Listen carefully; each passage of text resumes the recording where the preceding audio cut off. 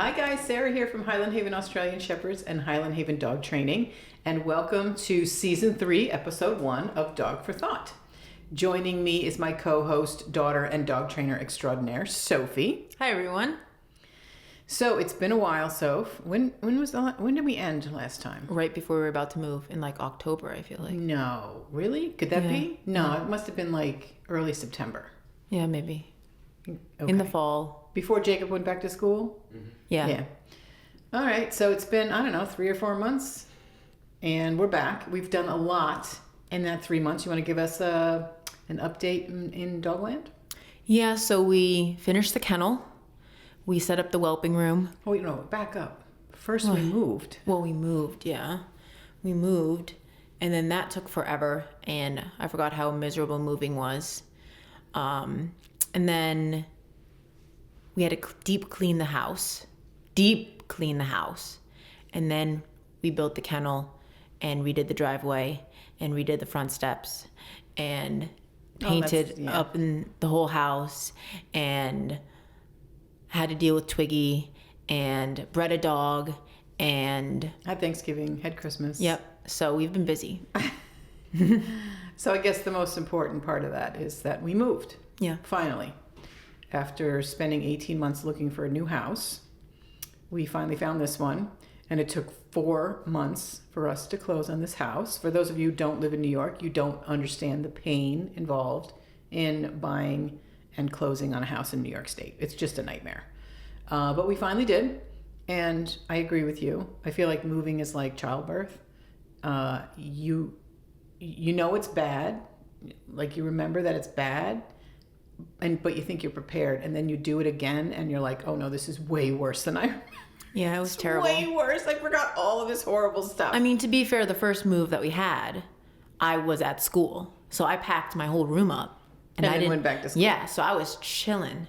But this move was, I feel like, a bigger move. And I thought we were prepared because we already moved like 4 years ago. How much stuff could we collect in 4 years? Apparently, a lot. The answer to that is a lot. Yeah. So, and then we have more dogs. And we moved, this was I wouldn't say this house was a fixer-upper, but definitely needed a significant amount of work. And we knew that going in. Mm-hmm. But that just makes it even more complicated. So, I'm not afraid of doing the work.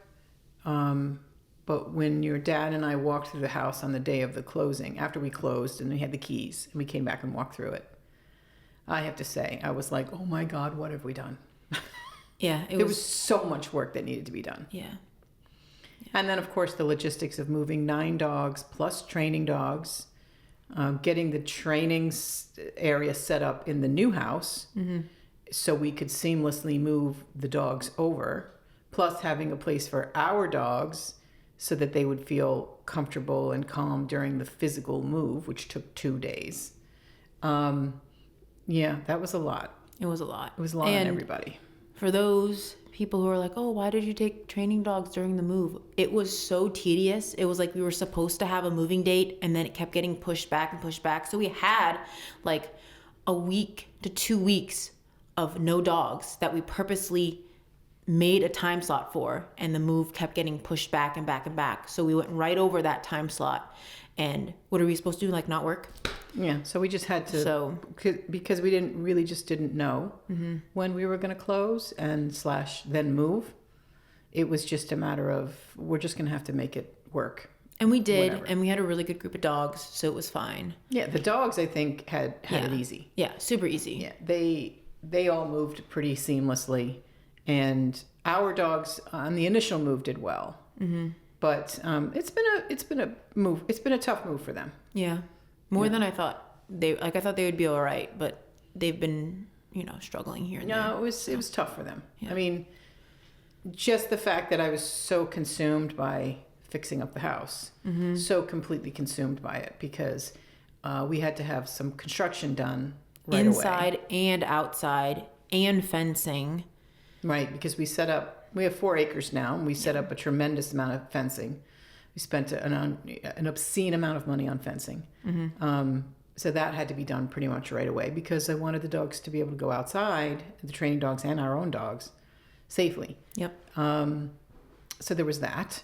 I think one day we had, I don't know, 4 different contractors here working on 4 different projects at the same time. Yeah. It was like crazy. fencing, driveway, electrician.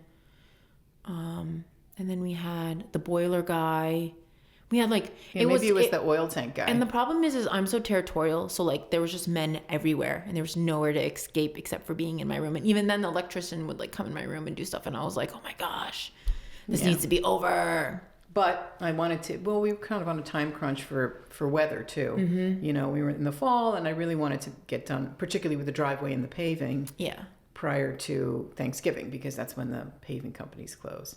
So yeah, it was tough. But to get back to the dogs, I was very consumed by all of that. So they weren't getting the kind of exercise they're normally used to. Plus, they were adjusting to a new routine, a new house. And there was some sort of virus went through our own pack. Yeah.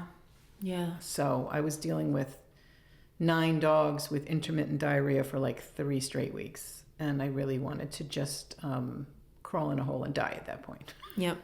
And it's so hard when you have 9 dogs because you don't really know who is currently suffering from the loose stool. Like, and we which had one? no tub. And We had no tub. Yeah, we The didn't dogs weren't groomed. They were a mess for like a month. Yeah, they didn't get bathed for like 3 months. Yeah. Or groomed. So they looked a mess. They weren't getting walked because I was just consumed with just logistically getting us set here. They were a little bit physically sick. They had some little virus that they couldn't seem to kick. I'm not sure what that was about. I don't know if it's like different foliage maybe in the yard that they were eating. I don't know what it was. Or if it was just stress.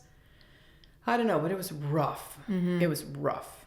I mean, we did, and when you have 9 dogs, what you do is you just take 1 or 2 to the vet, and they're like the symbol, the stand-in for all the other dogs. You don't take all 9. Mm-mm. You take 1 that's symptomatic, and you run a stool sample, and you get them checked out, and then you apply that to the other dogs if you find anything. And of course, we didn't. I thought maybe they had Giardia.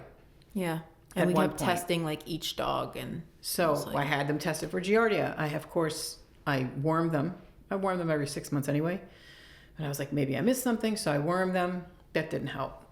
It was just horrible. Finally, what ended up making us turn a corner is that those dehydrated carrots, which are great if any of you struggle with dogs with loose stool. I think the brand is called Oliwo. It's a strange, I think they're Polish or something. It's Olewo, Oliwo. And they're just dehydrated carrots. And they're in these little, they look almost like rabbit food. Yeah, rabbit pellets. And you have to soak them for like 15 minutes. And then they just turn it back into dehydrated carrots. Well, not dehydrated anymore. Hydrated carrots at that point. And then you put like a tablespoon in each dog's food and it just cures the diarrhea. It's fucking amazing. Yeah, without using any medication or having to spend all this money because we have all these dogs. We can't put them all on metronidazole. And then even then we had like some of them on metronidazole, and as soon as they would get off metronidazole, they would have diarrhea again.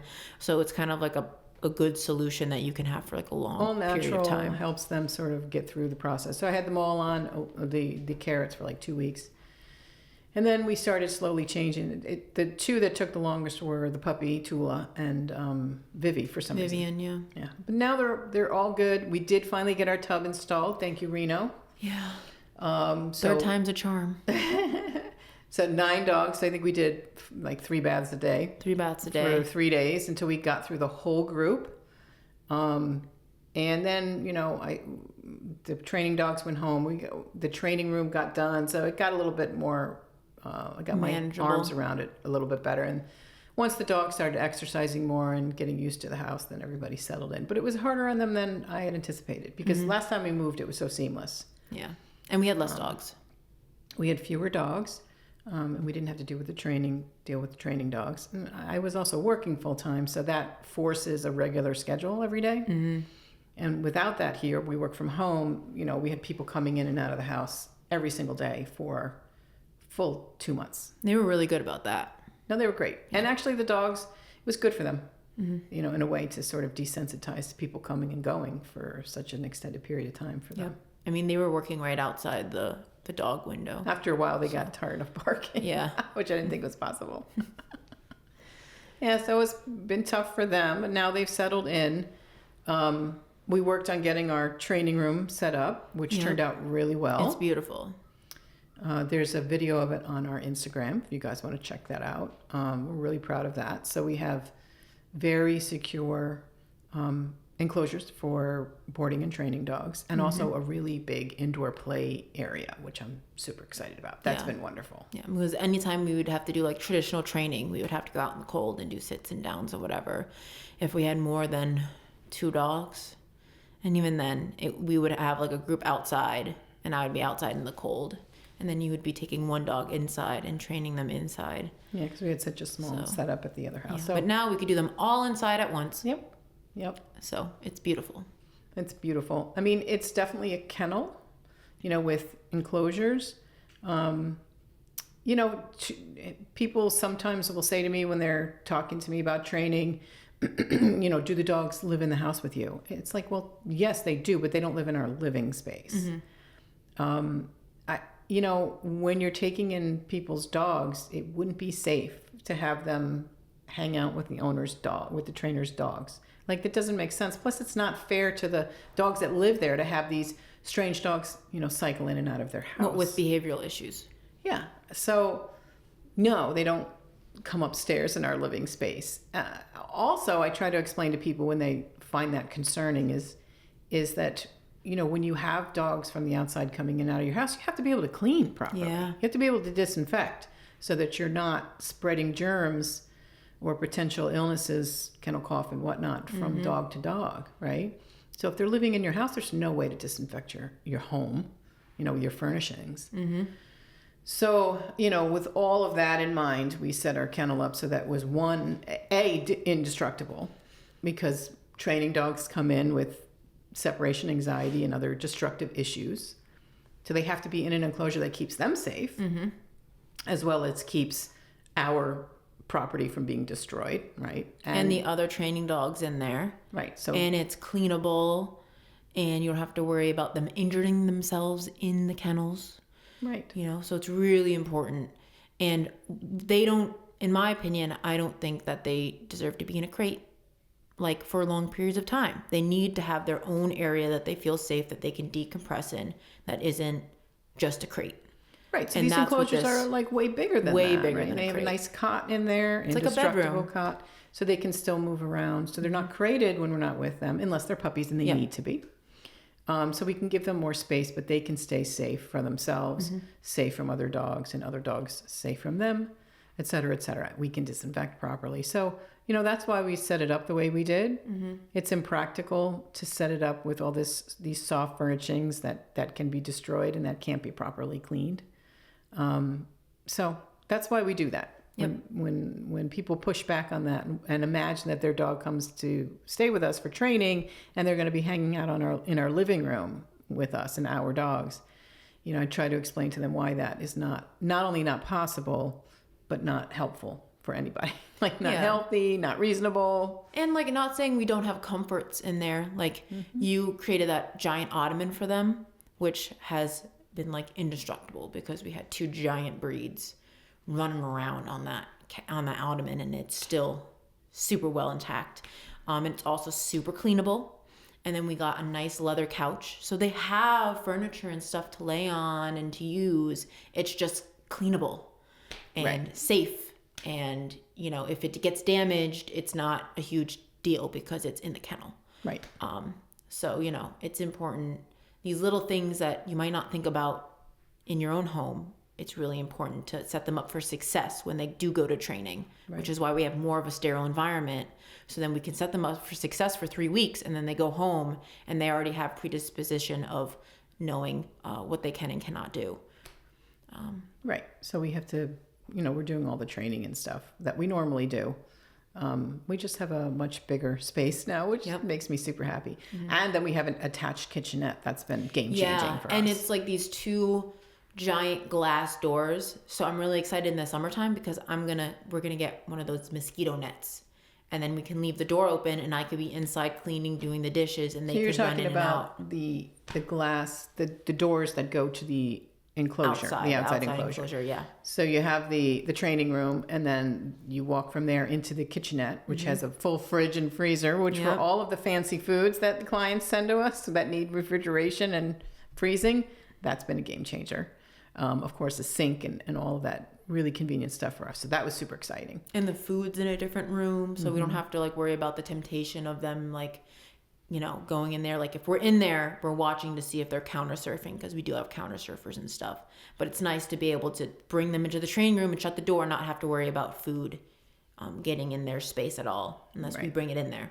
And then from the kitchenette, we have 2 double doors, glass doors that go out to the outdoor enclosure. And that's what you're talking about. We can put up one of those flexible screens where the dogs can run in and out. Yeah, and I could be inside doing stuff or whatever, and they could be outside in their personal enclosure, because now we have an outdoor paddock for the training dogs, and then we have an outdoor paddock for our own dogs, so they never get mixed together. So, for example, our dogs were super sick when we first moved here. Never worried about them getting the training dog sick because they were not using the same yards at all. Exactly. So it wasn't a big deal. And vice versa. Training dog gets ill, it's not spreading to our own dog. So, you know, building a kennel, in quotes, takes a lot of experience and forethought to keep the dogs not only safe and happy, but also healthy. Yeah. And we've been around the block with all different types of enclosures throughout both of our lifetimes this is like the good medium that I feel like we've both kind of talked about. Yeah, so it's exciting. Yeah. So we did all that. I've been painting nonstop, including this room. Yep. So this is our guest room / podcast room. We have a permanent room set up for the puppies. We're hoping for puppies in like 3 weeks. Yep. So we're super excited about that. And some of you might be thinking, what? None of your dogs are pregnant. Technically, one is. It's Evie. Evie doesn't live with us. She's in a guardian home. She lives with Gianna, who's a family friend of ours. And we bred her, and it looks very good. She's gained some weight when she was supposed to. So she's, as of this recording, she's about 5.5 weeks. Mm-hmm. So we should start seeing her shape change, and hopefully she is pregnant and we'll have a nice, healthy litter. Yeah, and Gianna said she's been getting mellow, so... Yes. So all good signs so far. I'm super excited for that. So downstairs, there's a room set aside just for puppy rearing, puppy whelping. And that has an attached door directly to the outside. So that's super exciting. So all of these things, when we saw this house, I was like making these calculations in my head as we were walking around it, going, okay, puppy's there, training dog's there, our dog's there. I just remember when we were first looking at this house, we were walking around and I saw the attic. It's like a walk-in attic. So we have all that space for all the puppy equipment, anything that we don't use on a daily basis, throw it up in the walk-in attic. And then I remember going downstairs and seeing that spare bedroom, and then walking into, it was an unfinished basement that we changed into the training room. And I remember walking in there and be like, oh, this is the house.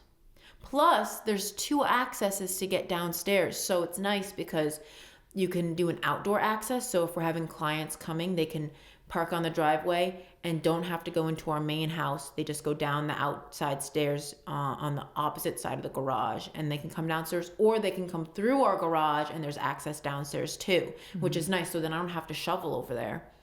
They can just come right through the inside of the garage and come right downstairs. Yeah, it's an interesting house. It has a lot of staircases, and it's like 4 levels. So we're getting used to that as well, for sure. Our legs, the first couple weeks, our legs were killing us. The worst is when you have to take something from the basement and put it in the attic. You got to go up 4 flights of stairs. Thank you, flights. And they're not small flights of stairs. They're like decent, each one. Yeah, so we got lucky.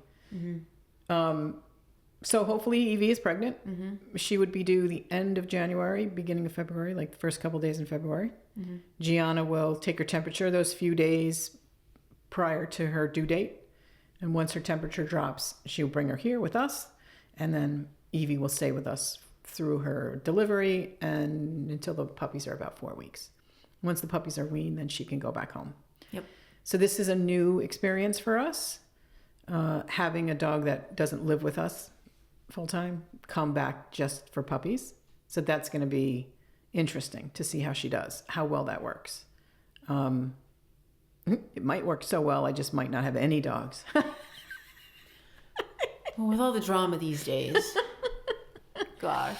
So there's that. We bred her with an outside stud, so and a new one. He's a red merle, so we're hoping for all 4 colors. Yeah. But we'll see. I don't think we've had Evie's colors done. I'm not sure if she carries red or not. Yeah. But we'll find out. I thought we did, but I guess we didn't. She's been genetically screened for health, but I don't think I had her colors done. Anyway, that's exciting. And then the other big change is Twiggy. You want to talk about that? Yeah, it's been like the bane of my existence these days. But yeah, so she came to the house. I think everything was kind of on edge when we moved here because everything was new and different. There wasn't a routine. We bred her before we finished the podcast, right? Didn't we breed her in September, October? Something like that, yeah. She didn't take. So, and she was just getting more and more miserable. She just really hates breeding and her cycle and everything. So we both agreed that we should spay her, thinking that that will help with some of her behavioral issues. Well, because she hates breeding. She hates breeding. She hates being in heat. She hates being pregnant. She hates whelping. She hates raising puppies. She hates the entire experience. It's not uncommon to have a bitch who hates 1 or 2 of those 5 steps or whatever. And, you know, she just have to sort of suck it up and get through it. Twiggy hated every single step of that process. Yeah. And we tried to breed her twice, and the longer you keep them intact, the more their health risk. They're at risk for their health. Yeah, that makes sense. And so we decided mutually that let's just spay her, and hopefully this will help some of the dynamic in the pack.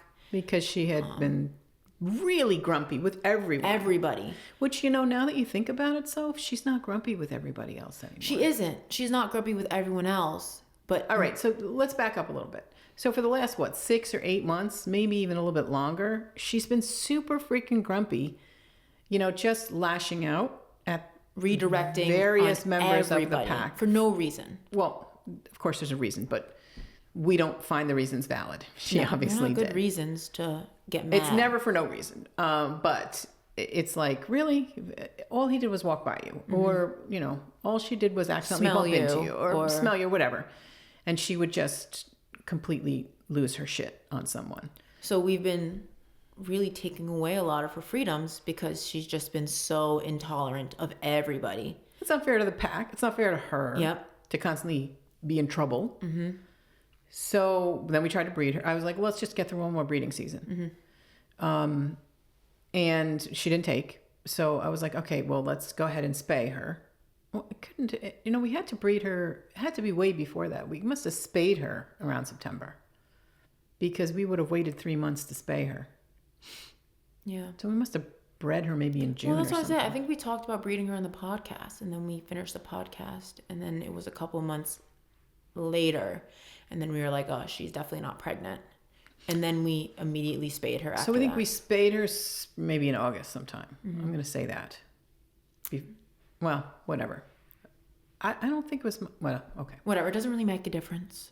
So we were hoping that the spaying would help her dynamic with Journey in particular. And Ruby by extension, because she'd been bullying Ruby as well. Ruby stays only in Sophie's room. She's not safe in the pack. She's made enemies of everyone in the pack. So she's always sort of lived separately in a different wing of the house. And she's 14 now. Yeah. And on top of it, it's like this is her safe spot. And now Twiggy's going over there bullying her. And being like, you can't go in the bed. You can't go here. You can't go there. She's 14. She it's just like, needs to enjoy her life. Yeah. And so now it became that we've had to really separate Twiggy so Ruby can have her life somewhat normal. And the pack could have their, not this like on edge, walking on eggshells with Twiggy. But then it's not giving Twiggy a full fulfilled life. Hold on. You're going too fast. So then it became a real problem with Journey, where she started fighting with Journey. And Journey's really non-confrontational. She really just wants to be left alone, and was quite submissive to Twiggy. And Twiggy was escalating to the point where Journey had had enough and started fighting back. And as soon as that happens, it's game over for those two females. So I probably have said this before on this podcast. There is a saying in dog breeding that males fight to breed, females fight to breathe. So in other words, males can fight over a bitch and heat like our boys were doing. How you solve that? You neuter them. You neuter them both. You have to neuter them both. You can't just neuter one. You have to neuter them both. But once that's done and the competition is no longer there because they don't have all of that testosterone and they don't have the instinct to fight over females, they're friends again. And that, fortunately, is what happened with Ty and Deacon. They became buddies again. Yep. That doesn't work with females. And in fact, spaying Twiggy has helped with her grumpiness. I definitely feel she feels better. She feels better. But now, because there's no hormones, but there is hormones in that Journey has hormones, she thinks Journey's now even more of a threat than she was before. Right. And so now they want to kill each other. So that's great. Literally. Yeah, no. There was one really bad fight, and it was worse. Probably one of the worst fights we've ever had in this house. And they wanted to literally rip each other's face off. And that was that. And now they have not been together since. Yeah, now they can't even see each other. No. They can't even be on other sides of the door. No. But even if one is inside and one is outside and looks through the window at the other one, they completely lose their minds.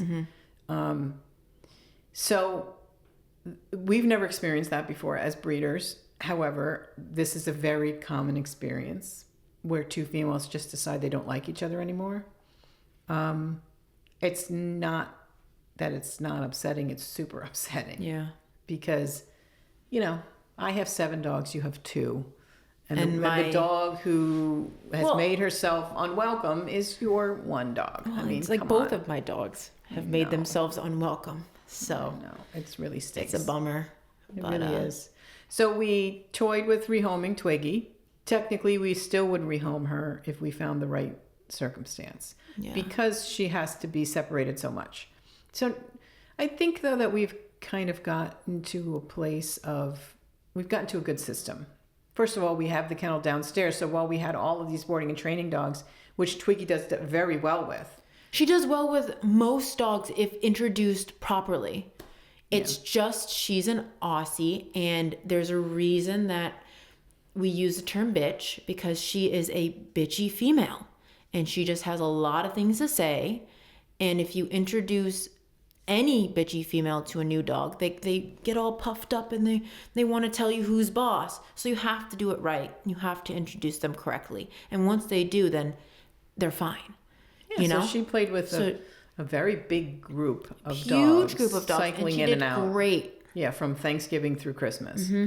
So she spent a lot of time downstairs in the training room because she's such a high drive dog. And whenever we're with the training dogs, we're always active. Playing with them, playing fetch with them, doing training with them. And she just wants to work and play fetch and eat and go to sleep. And work and play fetch and eat and go to sleep. Yep. So it was a great system. She did great down there. Yeah. So I don't feel bad for her when she's down there with a big group, because she gets actually better interaction with you or me because the interaction is always active. Yeah. It's always moving. Whereas when they're upstairs, it's like, go lay down, everyone. I'm busy doing something, right? We do, of course, walk them and play with them, but not to nearly the high energy extent that happens with the dogs that visit us. So she's been doing great down there. And then she comes upstairs every other night and sleeps in your bedroom. Yep, every other night. Ruby will sleep in with Jacob, and Twiggy will come with you. So every other night she's upstairs sleeping with you. Yep. And then she hangs out in the house, depending on how active she's been downstairs. We'll then have to put Journey away, completely away, in another room, inside a crate. Yep. And even then, it's like, girl. Even then, Twiggy hunts around the house. Finds her in the house. Looking for Journey. And then she starts fighting through the door. And it's like, dude, like, why are you looking for her? Yeah. So, Twiggy's a difficult dog to rehome because she's so high drive and she takes a really experienced owner. She also can be a bit of a bully if she smells weakness. You really have to be very experienced. And there's not a lot of homes like that. Nope. And we're not going to give her to just anybody. Mm-mm. And we don't want her to be rehomed more than once, So we're trying to work out a system here where she can have a full life and she can still stay here. It remains to be seen whether we can do that. Yep. So it's kind of walking on eggshells, But she seems, she certainly... She seems happy and fine. She really does. It's much harder on you. It's more about me and like how I feel emotionally about it. For sure, it's harder on the people. The dogs are resilient and they figure things out. And she's, even though she's downstairs a lot more now, she has a fuller life than most dogs that we know. Yeah. And it's like, I went down there this morning and I played fetch with her. And then I have more time now that I have to make time for her because we don't have any training dogs right now. So now she's like downstairs in her own room, in the whelping room for now, until Evie goes down there.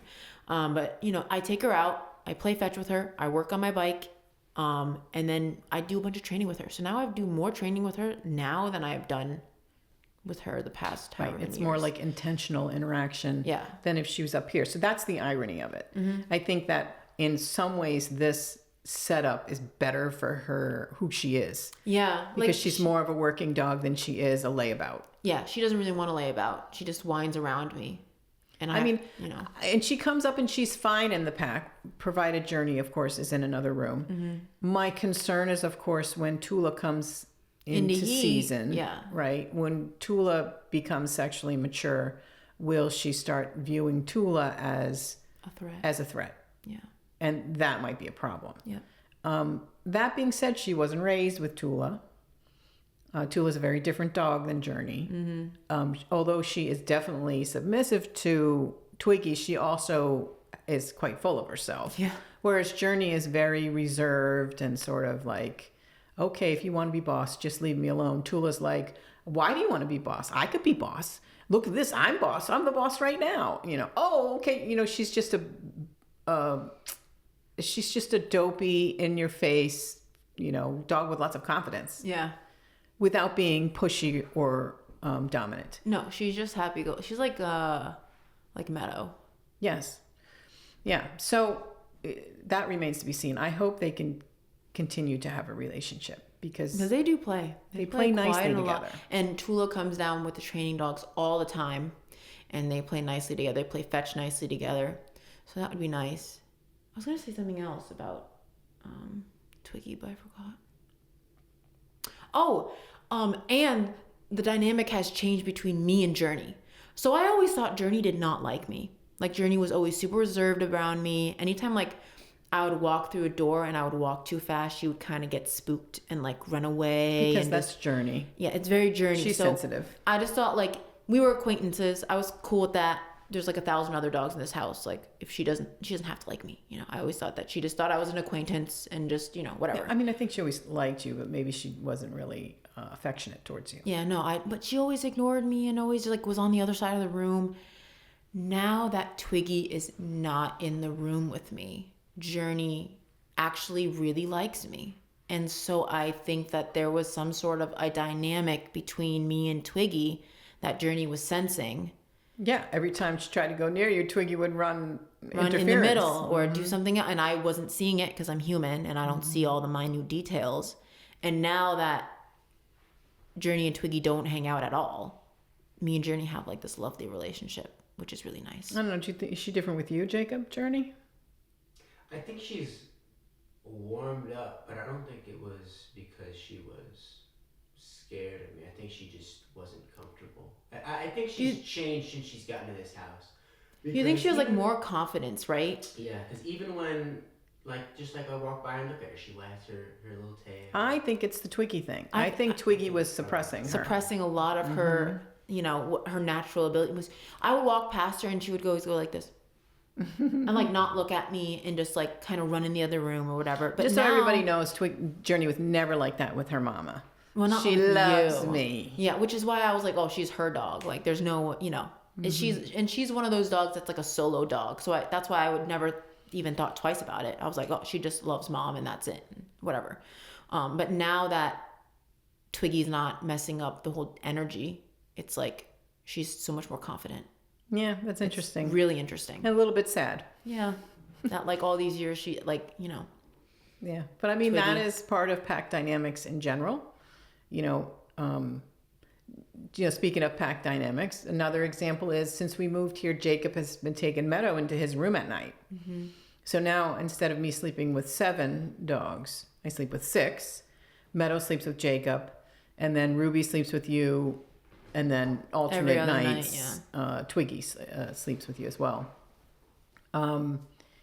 So Jacob has become quite close with Meadow. So when we moved here, you and I both suggested if you want a dog to be yours in the pack, this is your opportunity. We'll be in a new house. Everything is new. So you might as well bring her into your bedroom and let her get used to it. Because of course they get used to sleeping in a certain place, and it takes some time. They get anxious and they sort of sit by the door because they want to go back to what they are familiar with. But if you stick to it for a week or so, then they adjust to your room. So anyway, Jacob's done that.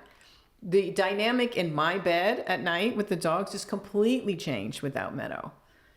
Journey is definitely more cuddly. We all sleep better. Because Meadow is so, if she thinks I'm getting up, she's waking up the whole room, running to the door or laying near me and breathing on me, which makes me insane. Even though we've worked on that tremendously, getting her not to breathe on me when it's time to get up. But now that it's perfect that she sleeps in Jacob's room because she doesn't wake Jacob up because he never gets up with her. Mm-mm. I get up with my dogs and then open Jacob's door and she comes out. So when she knows it's time to get up, she hops off of his bed and lays by his door. So it doesn't wake him up and breathe in his face while he's trying to sleep. Doesn't breathe in my face because she's in the other room. So actually it's a very interesting shift.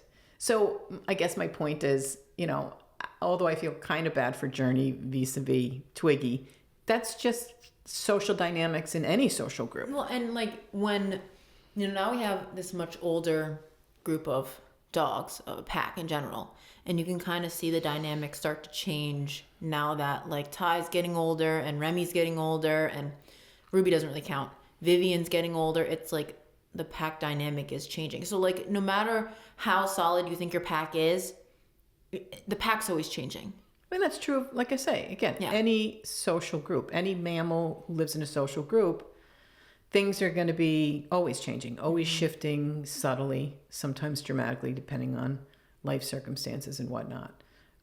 That's part of why I love having a pack of dogs, because you're constantly seeing these very minute changes that you notice because you live with them. Every once in a while, it's a dramatic change and it's really unpleasant, like when the boys started fighting. Yeah. And now with Twiggy, because it's really heartbreaking to have a dog that you're like, you can't be with the group anymore. And it's not even that she can't be with the group, because when Journey is separated, she comes into the group and she gets along fine. Mm-hmm. But because she is the instigator and the aggressor here, she's the one that pays the price, so to speak, by being separate more than Journey. Although we're very fortunate in that Journey has a very low drive. Mm-hmm.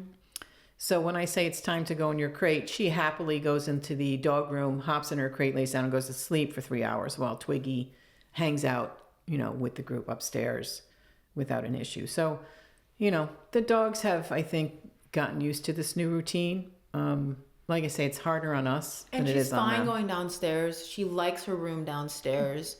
She's fine eating with, playing with the training dog. She's fine coming up. She's fine. It's more of a me thing. And it's winter. It's sad. So I can't do my activities with her. I can't go mountain biking with her. I can't go paddleboarding with her.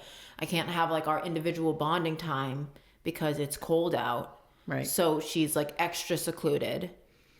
And, it's just hard because it's hard to not have your best friend, following you everywhere. Yeah. I mean, it would be great to find somebody who would really take her on and could do a great job with her, because she'd have a richer life. But the life that she has right now, honestly, is better than most dogs have in existence. It's just not the kind of life we want her to have. Yeah. We want her to have more. because she has so much potential. Yeah. I just wish like a nice older woman who likes to do agility or like scent training and lives alone and doesn't want a husband Because she prefers women. because she prefers women. A nice lesbian to take her on. That would be like ideal. Because, I don't mind parting with her if it's for the best for her. Right. And I think that was kind of like when we thought like this was never going to work out. And we posted her on Instagram. We were like, this is never going to work out. Like, we're never going to be able to do anything with, whatever. But her life is fine. It's just upsetting for me. And if someone comes by along and is just willing to kind of like put the work in and actually try with her, Yeah. I have no problem letting go for her. Yeah.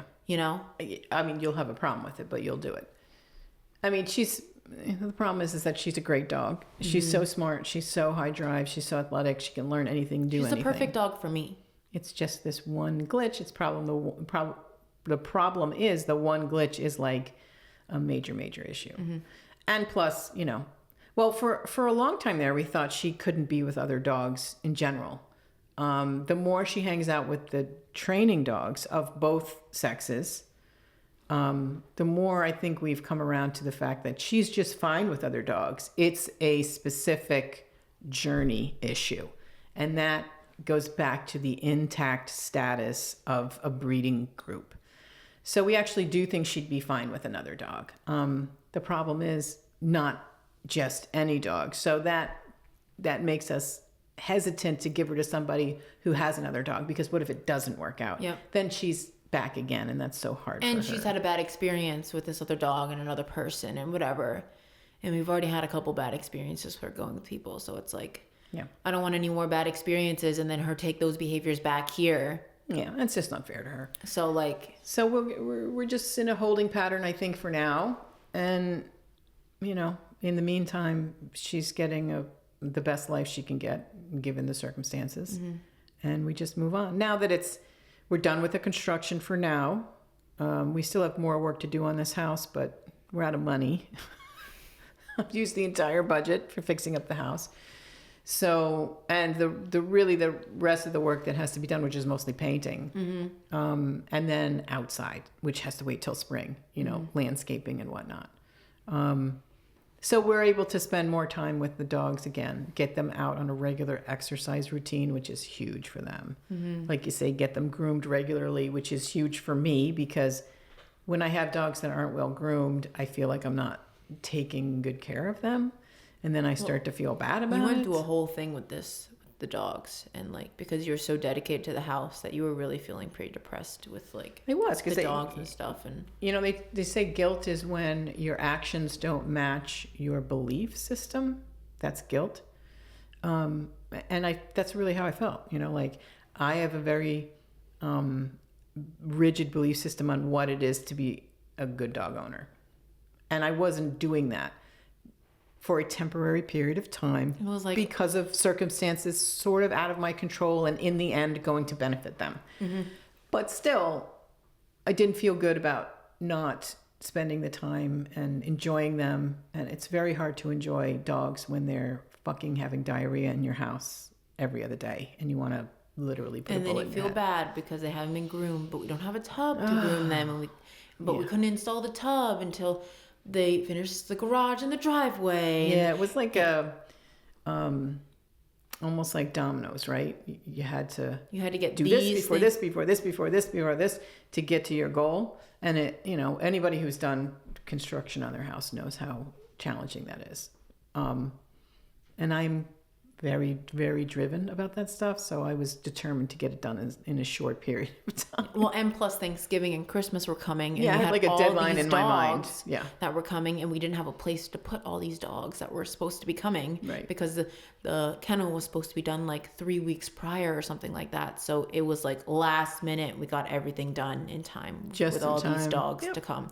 So it was like stressful in general, and then the dogs weren't getting taken care of, and then they were having diarrhea, and then Twiggy, and so Yeah, it's been a stressful few months for sure. But here we are. Yeah. And I mean, I think in the long run, this has been a great move. yeah.